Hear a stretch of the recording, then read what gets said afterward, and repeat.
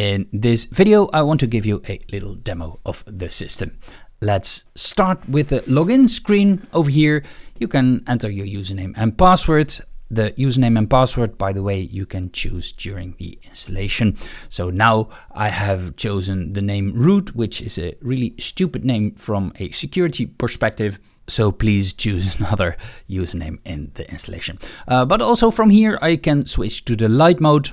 But I'm not going to do that for this demo because I need sunglasses for that. Let's click on login, and then on the left side we can see the main menu.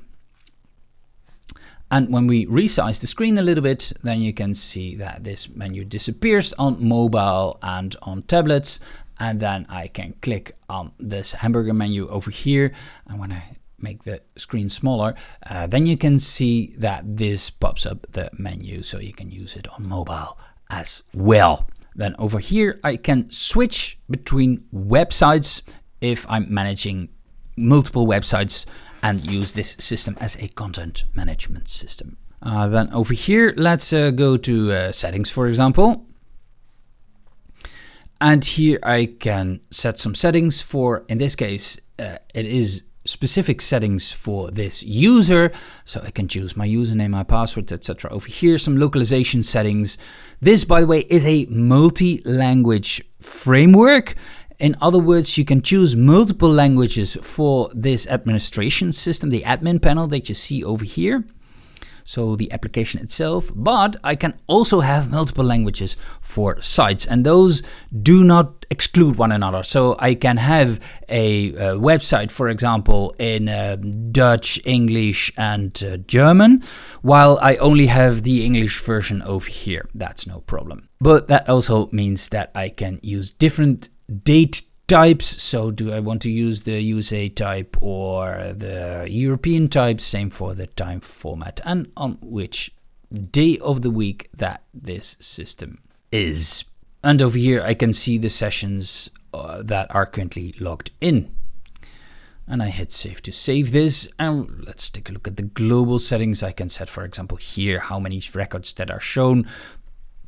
What is the email address that this system sends emails from. And over here I can choose the layout, so the theme of this administration panel.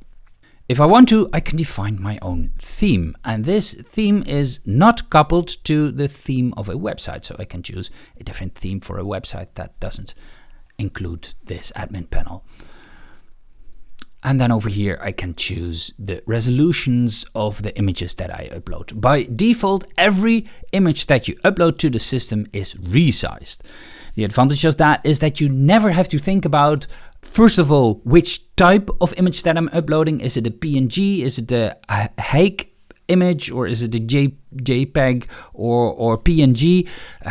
Because PNGs can be 16 megabytes, those are really big PNGs, but it automatically resizes it to a semi-normal format. For example, here it's a 4K resolution squared, so an image never gets bigger than this, which makes it really useful, because if you download an image from a website, it's always not the format that you need. Because one of the problems with WordPress is you can upload whatever you want, and then your website is slow, and this is one of those methods to mitigate that. So the user doesn't have to think about that. Some maintenance things over here. I can execute the cron job to do some maintenance things, and then I can start the installer, which is the installation process. I need that when I want to install the software, but also when I want to update or uninstall it. Let's quit this for now. But I can completely customize this menu on the left over here. Oh, by the way, you see some black icons over here. That is still a thing that we need to work on. But if I don't like the order of these things over here, I can drag and drop those. And now it will go to another position. Or when I want localization under contacts, then now it is under contacts. When I leave this page, this is automatically applied, and then you see now it changes on the left over here. Let's dive a little bit deeper into printing, because this system has support to print in different quote-unquote languages. It can print on a canvas-based coordinate system, like you do on a PDF, for example. But it can also talk different languages like Escape POS, which is a Epson-specific language that is used for ticket printers. So PDFs, Escape POS, but also ZPL, the Zebra printing language, which can be used to send commands to a Zebra label printer. This can be done over the network, but also on the local server itself. So if a printer is connected to the web server. This is, by the way, completely server-based. So if you want to connect printers over the network, then it needs to be in the local network of the web server. Then over here, you can define your own templates. So you are not bound by the layout that is printing by default. You can change that if you want. Let's take a look at one of those templates, because this is a ticket, and this is in Dutch. Kassabon is the Dutch word for ticket. And I can specify here which type it is. Is it a text? But it can also be an image or a barcode, and how wide it is, how high it is, the X and the Y coordinate. By the way, these are all in millimeters. This is the system that we chose for now. What we want to do in the future, make a completely what you see is what you get editor to drag and drop elements on a virtual paper. But at least this gives you, for now, the ability to shift elements on certain places. And I'm also able to add an image, for example, the logo of your company. Let's quickly take a look at the POS and webshop module. By the way, the system is completely modular.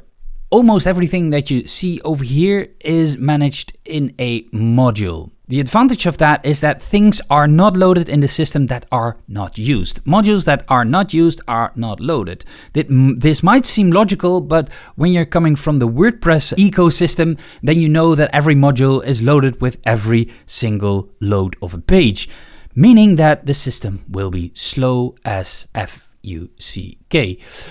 This is not the case here, and that was a deliberate decision. A couple of things that work: transactions do not work, products do not work, serial numbers do work. I can manage serial numbers with that. So when I'm selling a product and I have a printer, for example, that printer has a serial number, and I scan that serial number when a customer comes to the cash register. And this allows me to see, for example, when is a serial number registered for the first time when I bought the product from my seller, because that is useful for warranty claims. I can add a serial number manually if I want to, 1, 2, 3, 4, and a date, and give it a note. But you already can see that the preparations already are here for the SKU ID, so the stock keeping unit ID, on which transaction that it is used and on which preparation document that it is. Yeah, let's save it.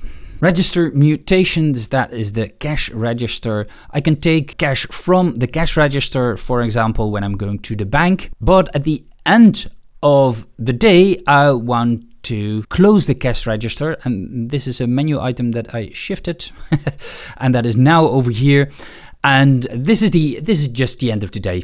How much did I get in cash? How much did I get in debit card?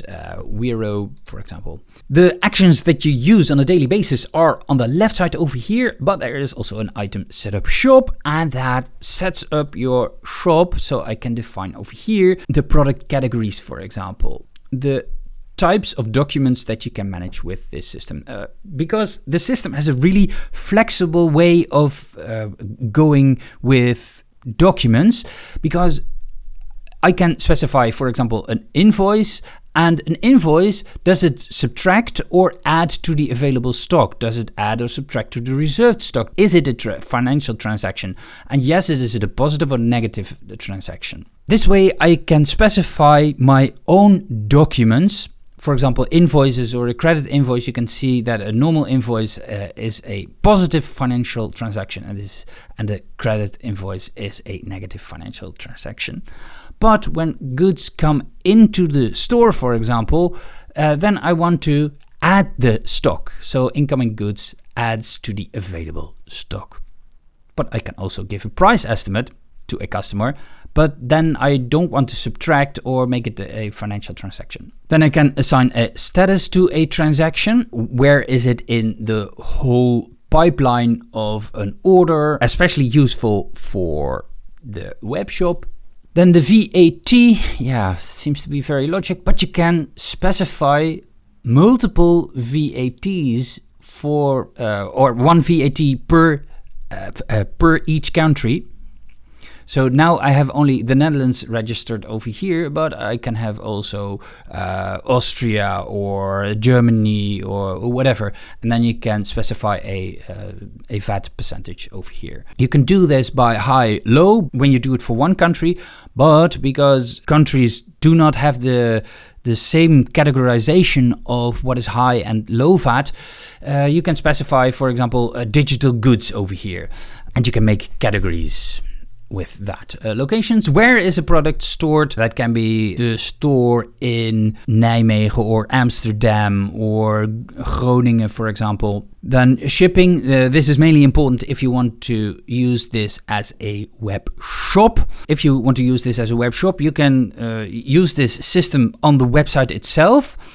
Or you can have two copies, and one is running locally, which is the most, from a security perspective, the most desired structure, and a remote one, and the remote one is on the website, and then the data is synchronized between the website, so your web shop, and the local system. So for the website, the web shop, the shipping, how is it shipped? Is it DHL, postal service, or is it picked up on site? Payment methods, cash, credit card, or online paying methods, such as Wero, ledger, brands, series. I can define multiple series. For example, really useful for a web shop. When a certain product is not in stock, I can refer my customer to another product in the same series. Maybe it's in a different size, or the specifications are the same, but it looks a little bit different. I can also specify tags. This is a way to connect certain products. Also, for the same reason, when a product is not in stock, I can refer customers to products with the same tags. This way, a product is never out of stock. Fields, I can define custom fields for products. Variants, especially in the clothing business, you have you have a color variant and you have a size variant, for example. And then over here, use cases. This is really useful for, let's take the example of computers. I can have computers with the use case of video editing or gaming or music production. I'm just spitballing some examples. And over here, you can manage your cash registers. Thank you for watching, and I'll see you in the next video.